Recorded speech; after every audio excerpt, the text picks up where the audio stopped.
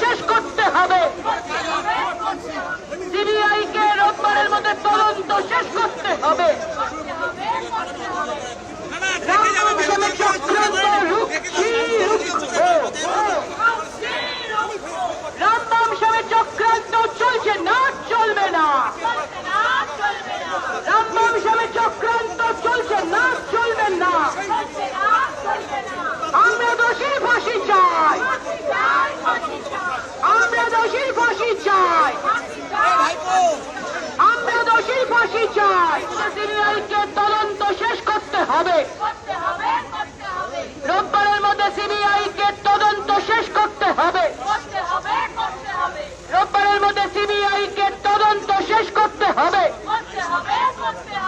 রামবাম শ্যামের চক্র